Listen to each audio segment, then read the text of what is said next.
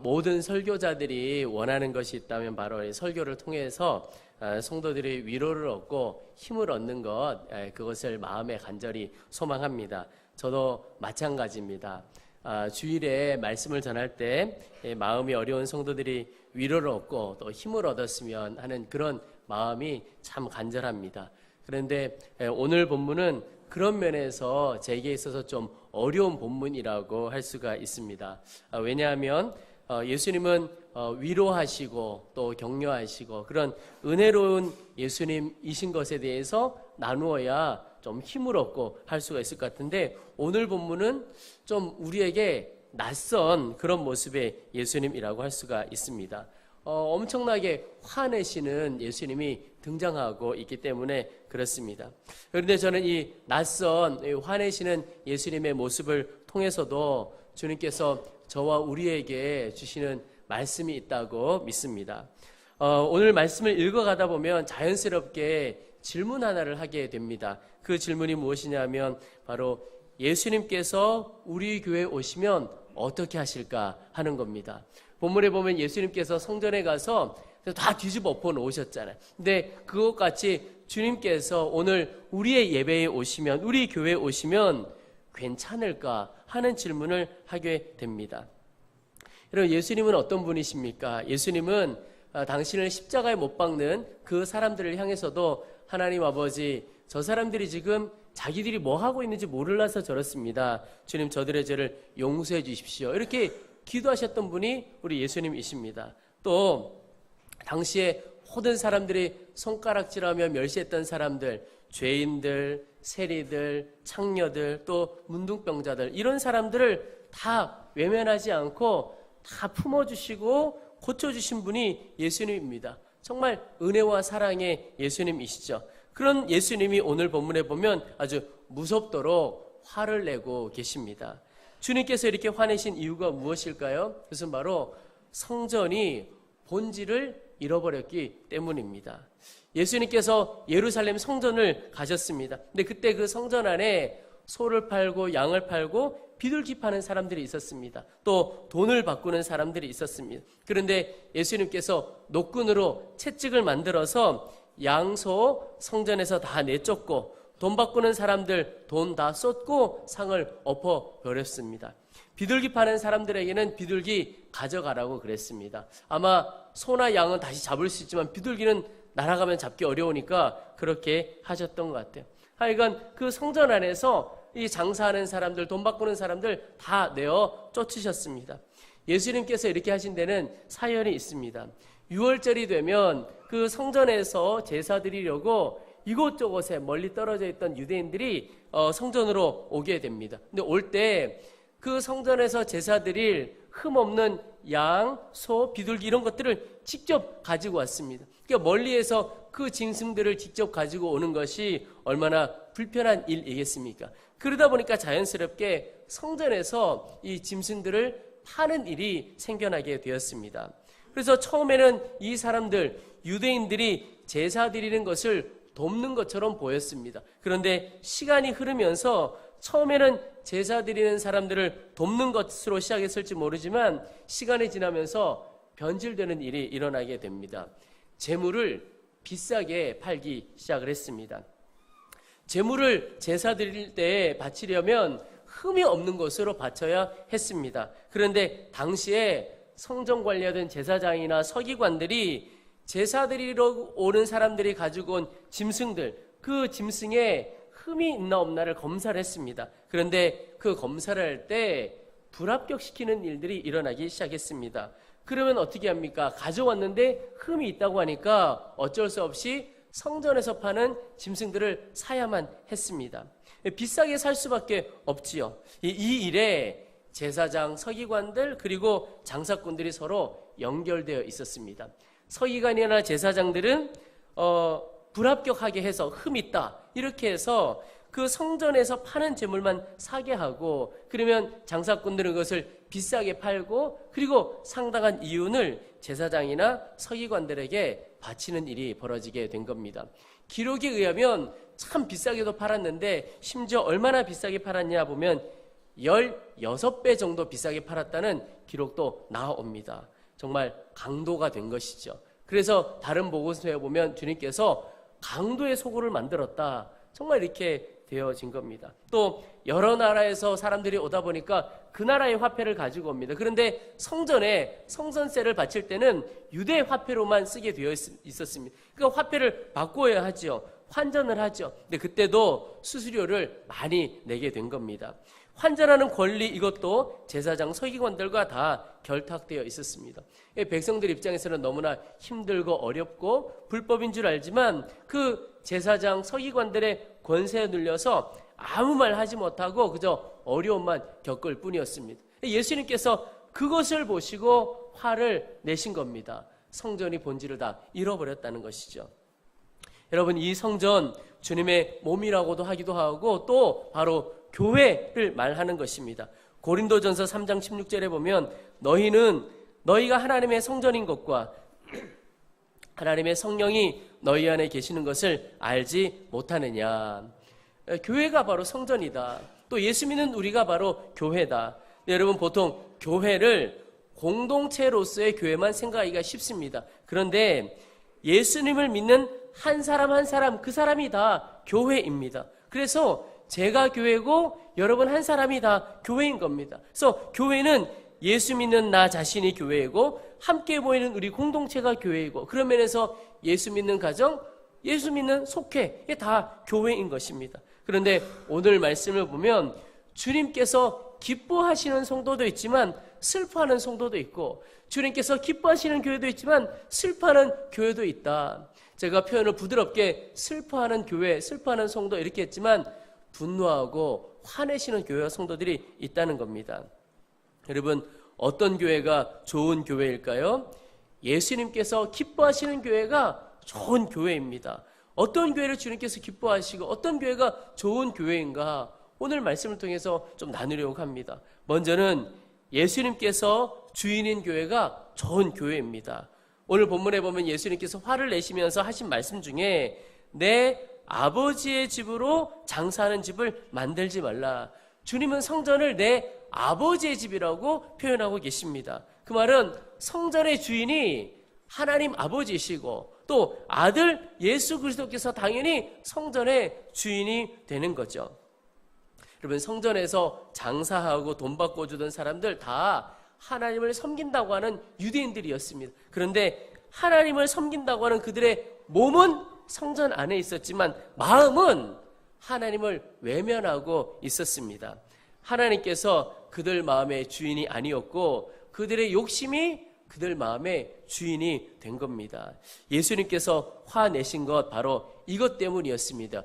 교회의 주인이 도무지 하나님도 아니고 예수님도 아닌 것 때문에 그렇게 화내신 것이죠. 여러분, 교회의 주인이 예수님이 아니실 때 예수님께서 분노하게 되십니다. 여러분, 우리의 주인은 나 개인이나 우리 공동체로서의 우리 교회나 예수님께서 주인이 되십니까?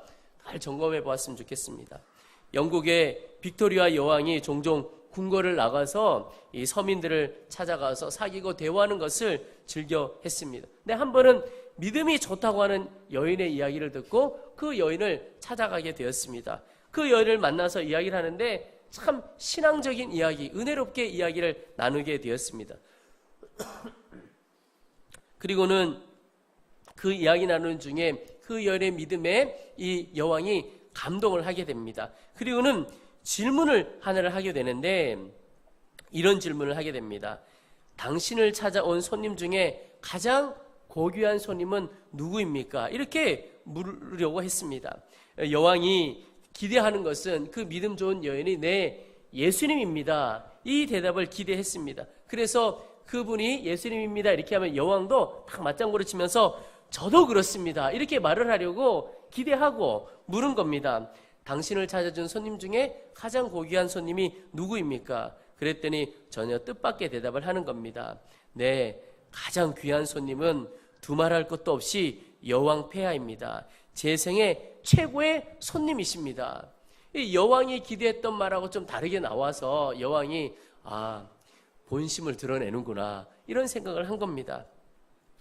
실망을 한 여왕이 넌지시 이야기를 하기를 당신을 찾아주신 최고의 손님은 예수님이 아닐까요? 이렇게 이야기를 했습니다. 그때 그 여인이 빙그레 웃으면서 대답하기를, 폐하, 예수님은 결코 손님이 아닙니다. 저의 주인입니다. 예수님은 제 집에 처음부터 계신 분이십니다. 저는 그분을 위해 존재합니다. 그렇죠. 예수님은 주인이시니까 고귀한 손님이 누구냐고 물었으니까 여왕 당신이시고, 예수님은 손님 정도가 아니고 주인이시라는 겁니다. 여러분, 이 고백이 또 이러한 삶이 우리의 삶이기를 축복합니다. 예수님께서 주인인 교회가 좋은 교회인데 그 교회는요, 예수님께서 원하는 대로 되어지는 교회입니다. 교회들도 보면 목회자가 원하는 대로 되어지는 교회도 있고 평신도 리더들이, 성도들이 이끌어가는 그런 교회도 있습니다. 근데 그것은 주님의 교회도 아니고 사람의 교회라고 할 수 있죠. 저는 오늘 함께 우리 예수님을 섬기는 우리 모두가 예수님께서 원하는 대로만 따라가는 성도와 교회가 되기를 축복합니다. 그래야 하나님의 책망을 피할 수가 있습니다. 개인도 교회도 또 우리 가정도 다 주님이 원하는 대로 나아가야 하겠습니다. 전라북도 김제 금산에 가면 금산교회라고 하는 유명한 교회가 있습니다. 이 교회를 아주 오래전에 설립한 분이 조덕삼 장로라고 하는 분입니다.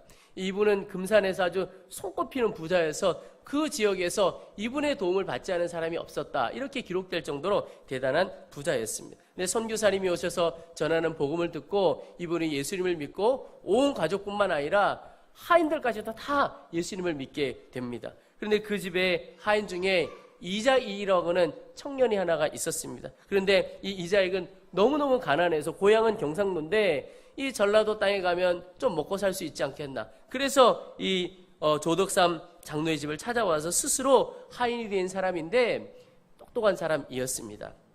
근데 두 사람이 같이 교회를 다니고 신앙생활을 하면서 이 조덕삼은 영수가 되고 이자익은 조사가 됩니다. 그 당시에 직분 이름이죠. 그래서 교회를 잘 받들어 갑니다. 그런데 선교사님이 보니까 이 이자익이라고 하는 청년이 아주 믿음도 좋고 또 말씀도 잘 전하고 해서 선교사님이 주의를 빠지게 될 때 이 청년 이자익에게 설교를 맡기기도 했습니다. 그런데 교회가 성장하고 시간이 지나면서 1908년에 교회 안에서 이제 우리 교회도 장로님을 좀 세워야 되겠다, 그렇게 돼서 이제 투표를 하게 되었는데 장로 후보로 누가 나오게 됐냐면 주인인 조덕삼과 종인 이자익 두 사람이 후보자로 나오게 됐습니다. 근데 교회에서 이제 투표를 하게 되는데 모든 교인들이 생각하기를 조덕삼 이 주인이 장로가 되겠지. 그런데 막상 투표를 하고 결과를 딱 보는데 이자익, 종이었던 이자익이 장로로 선출이 되는 겁니다.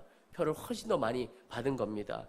교인들이 술렁거리기 시작하고 교회 분위기가 어색해지기 시작하는 겁니다. 아니, 주인은 장로가 되지 않고 종이 장로가 되다니 우리 교회가 어떻게 하면 좋을까? 그런 분위기가 있었습니다. 그때 이 조덕삼 영수가 헐떡 일어나느니 말을 하기를, 성도 여러분 참 감사합니다.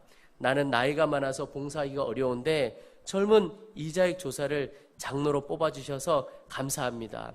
우리 모두가 이 이자익 장로를 잘 받들고 섬겨서 교회를 잘 부흥시킵시다. 그렇게 다 이야기를 하는 겁니다. 그러니 교인들이 다르게 할 말이 없는 겁니다. 사실 이 교회는요, 이 조덕삼 장로가 세운 교회입니다. 그리고 헌금도 제일 많이 하고 공부도 제일 많이 하고 그 지역의 아주 지도자인 사람입니다. 그런데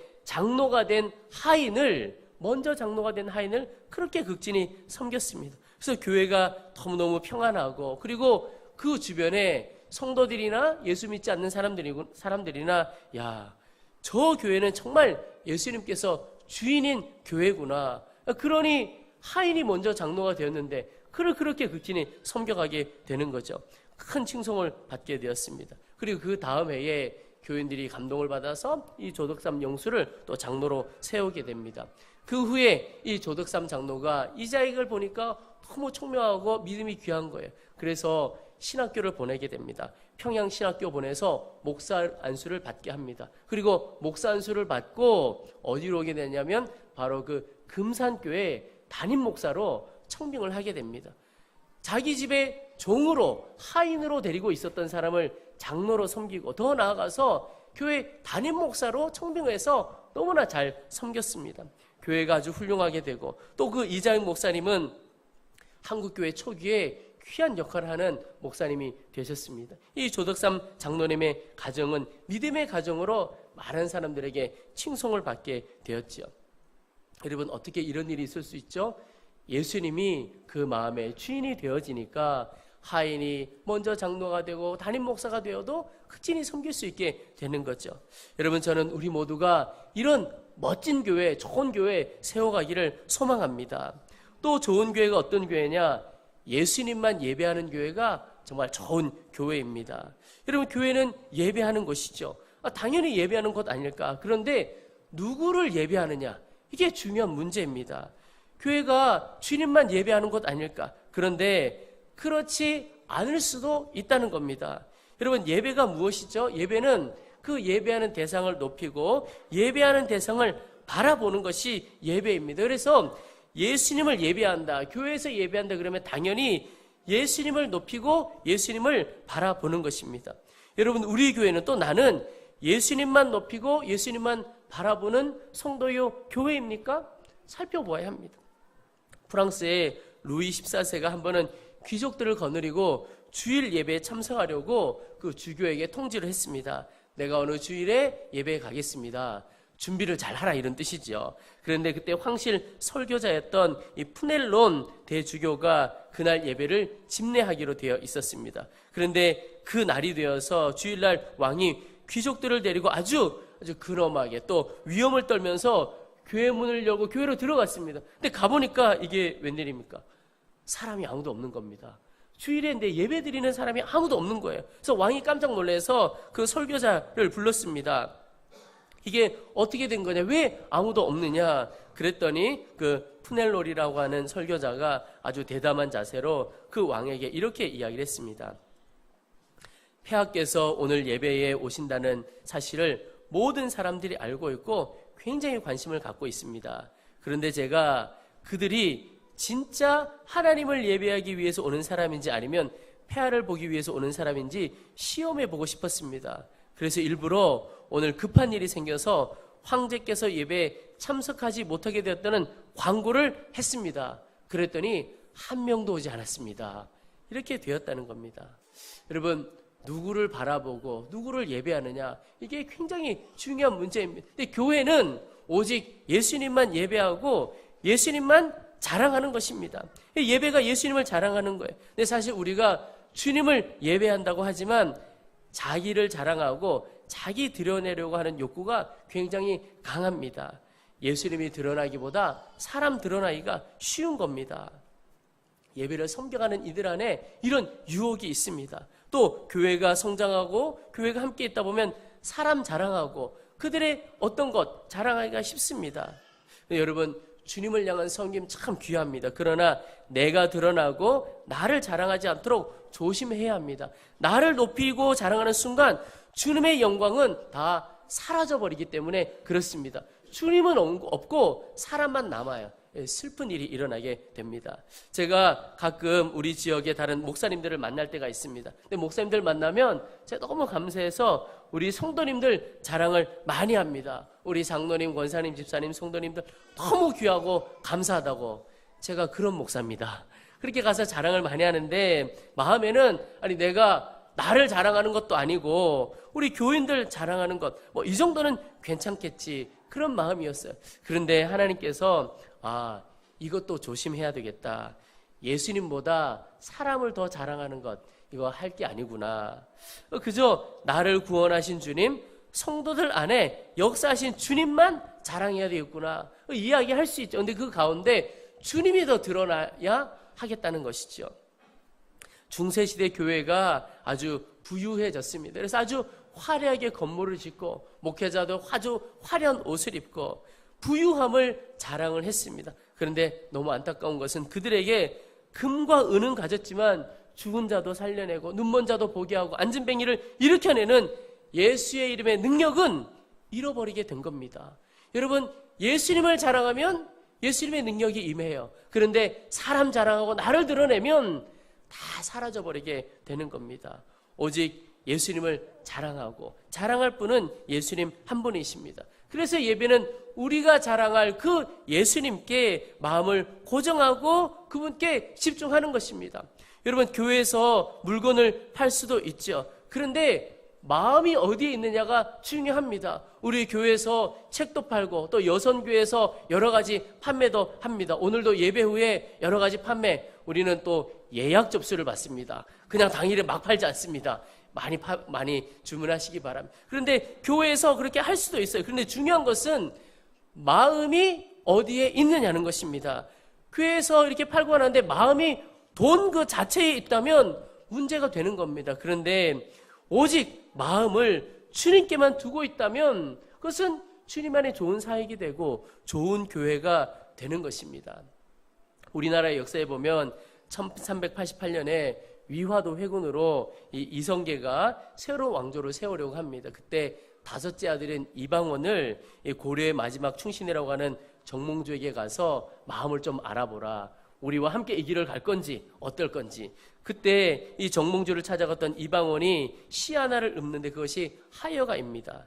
이런들 어떠하리 저런들 어떠하리 만수산 드렁치기 어떠하리 얽혀진들 어떠하리 우리도 이같이 얽혀져서 100년까지 누리리라. 유혹을 하는 거죠. 근데 이때 정몽주가 대답한 것이 단심가죠. 이 몸이 죽고 100번 고쳐주고 백골이 진토되어 넋이라도 있고 없고 님 향한 일편단심이야 가실 줄이 있으랴. 내 마음에는 오직 고려와 고려왕실밖에 없다. 그 단심가죠. 근데 여러분, 세상의 왕을 향하여도 이런 마음을 가지고 살아간다면 우리도 만왕의 왕이고 온 우주의 왕이신 그 주님께 늘 단심가를 불러야 하는 겁니다. 세상은 우리에게 그냥 대충 살아가자, 그냥 세상의 방법대로 살아가자, 이렇게 우리를 유혹합니다. 그럴 때마다 우리는 님 향한 일편단심이야 가실 줄이 있으랴. 내가 자랑할 분은 오직 예수님이고 내가 예배할 분, 내 마음을 둘 분은 주님밖에 없다. 이것이 예배고 주님을 높이는 것입니다. 그 교회가 좋은 교회요, 주의 능력이 임하는 교회입니다. 그리고 또 하나, 교회의 본질, 주님께서 기뻐하시는 교회, 좋은 교회, 기도하는 교회가 좋은 교회입니다. 마가복음 11장에 보면 내 집은 만민이 기도하는 집이라 칭함을 받으리라, 이렇게 말씀하고 있습니다. 예수님께서 분명히 교회를 만민이 기도하는 집이다, 이렇게 말씀하고 계십니다. 여러분, 예배는 주님을 자랑하는 것이라면 기도는 주님만 의지하는 것입니다. 주님을 의지할 때 주의 능력이 임합니다. 우리가 가지고 있는 가장 큰 착각 중에 하나가 내 힘으로 살아갈 수 있다는 착각입니다. 그래서 주님이 도와주셔야겠다고 말은 하지만 사실 내 힘으로 몸부림치며 살아가는 경우도 참 많습니다. 근데 여러분, 그것을 주님이 안타까워하실 뿐만 아니라 책망하실 수도 있다는 겁니다. 지금 우리가 이 시대에 잃어버린 것이 기도가 아닌가, 회복해야 할 것이 기도일이라고 싶습니다. 우리나라가 어려운 때를 많이 지나왔습니다. 그런데 그 어려운 때를 그래도 이겨내고 지나온 것은 다 기도하는 성도들, 기도 때문이라고 생각이 되어집니다. 제가 태어난 고향 마을, 그 윗마을에 70년, 80년대 큰 부흥 운동이 있었던 곳입니다. 제가 어릴 때는 그냥 희미한 느낌만 있었고, 자란 후에 그곳을 한번 방문한 적이 있었는데 그곳에 구국 기도재단이라고 하는 곳이 있었습니다. 그 지역에서 나는 돌들을 정말 성경에 나오는 것처럼 정으로 쪼지 않고 소리 나지 않게 해서 이렇게 만든 재단입니다. 제가 찾아갔던 그날도 어느 한 분이 나라를 위해서 기도하고 계시더라. 그 구국재단은 이 세워지는 그때부터 24시간 밤낮 끊이지 않고 나라를 위해서 기도하던 곳이었습니다. 저의 할아버지 할머니께서도 그곳에서 기도하셨던 곳이죠. 근데 예전에는요, 이런 기도의 재단들이 우리나라 곳곳에 굉장히 많았습니다. 조금 과장해서 보면 산마다 그런, 유명한 산마다, 높은 산마다 그런 기도재단이 있었습니다. 기도의 소리가 우리나라 이 삼천리 방방 곳곳에 끊이지가 않았습니다. 그 기도 때문에 다 어려움을 이겨간 거죠. 근데 지금은 많이 달라진 것 같아요. 많은 분들이 요즘 기도에 대한 책은 많지만 실제로 기도하는 교회는 많지 않다, 이런 이야기를 하세요. 여러분, 만민이 기도하는 집이다 오늘 말씀하고 계셨는데 성경을 보면 이것이 또 다르게도 해석될 수 있습니다. 만민을 위하여 기도하는 집이다. 이렇게 표현할 수도 있습니다. 만민을 위하여 기도하라는 게 무슨 뜻이죠? 나의 욕심 위하여 기도하지 말고 다른 이들을 위하여 기도하라. 그런 의미입니다. 그게 교회의 본질이라는 거예요. 내일부터 특별 새벽 기도가 있습니다. 여러분 꼭 나오셔서 함께 기도하시면 좋겠습니다. 여러 어려움들이 있지만 우리 자는 아이 들쳐업고라도 한번 함께 와보시면 좋을 것 같아요. 오셔서 다른 이들을 위해서 기도해 보시면 좋겠습니다. 하나님께서 기뻐하시는 좋은 교회를 세워가는 길이라고 생각이 듭니다. 그런데 제 마음에 특별 새벽 기도 준비하면서 질문이 하나가 있었습니다. 하나님, 만민을 위하여 기도하는 집이라고 하셨는데 그러면 다른 이들을 위하여 기도하는데 제 기도 제목은 어떻게 합니까? 주님, 제 인생도 기도가 필요하고 우리의 자녀도 기도가 필요하고 내 일터 여기에도 기도가 필요하고 그런데 하나님 어떻게 해야 되나요? 그 기도 제목은 하지 말아야 하나요? 그때 주님께서 주신 마음이 나의 기도 제목에 주님께서 응답해 주셔야 할 이유를 찾아보라는 겁니다. 그리고 그 이유와 함께 기도해 보라는 겁니다. 무슨 뜻이냐? 내가 건강을 위해서 기도해야 해요. 그런데 주님 앞에 내가 왜 건강해야 하는지를 그 이유를 찾아보는 겁니다. 주님, 내 일터에 복을 주셨으면 좋겠고 내 가정에 복을 주셔야 하겠습니다. 그런데 왜 내 가정에 복을 주고 내 일터에 복을 주어야 하는 거예요? 다른 사람을 섬기고 만민을 살려내고 일으켜내기 위하여 주님, 제게 건강도 주시고 제 가정에 저의 일터에 복도 주셔야 하겠습니다. 여러분, 주님이 나의 유익과 만족을 위하여 기도한다면 응답하기가 어려워도 기도의 방향을 정확하게 만민을 향하여 기도의 방향을 바꾸면 주님이 반드시 응답해 주실 것입니다. 여러분, 주님께서 기뻐하시는 교회가 있습니다. 좋은 교회죠. 예수님께서 주인 되는 교회, 예수님만 예배하는 교회, 예수님께 기도하는 교회.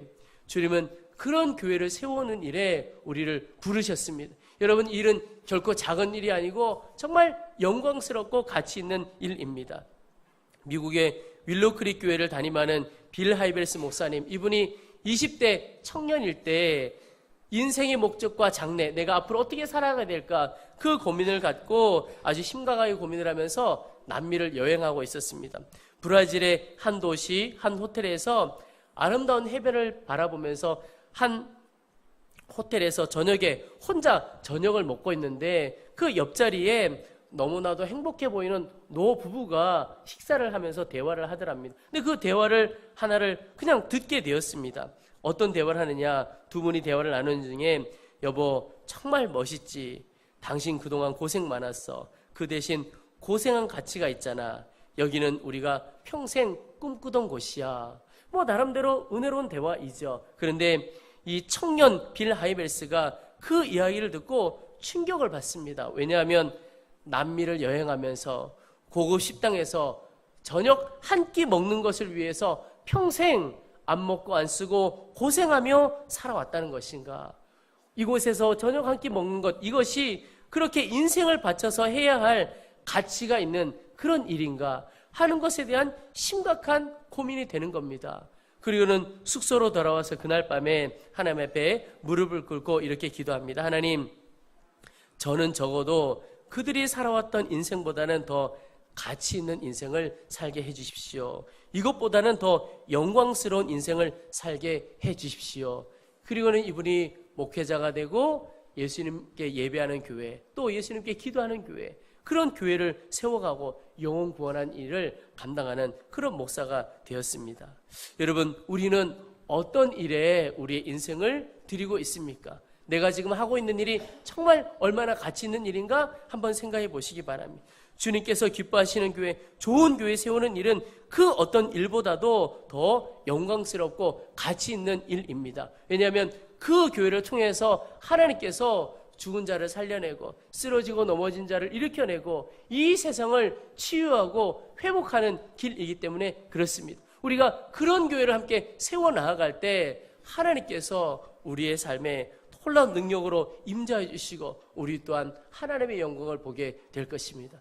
여러분, 사람들이 좋은 교회를 찾습니다. 근데 주님은 좋은 교회를 찾으라고 말씀하시지 않고 너희가 좋은 교회가 되라, 그렇게 말씀하십니다. 오늘 예배하는 우리 모두가 주님이 주인 되는 교회, 주님만 예배하고 주님께 기도하는 그런 좋은 교회, 영광스러운 교회가 되고 함께 교회를 세워가기를 주님의 이름으로 축복합니다.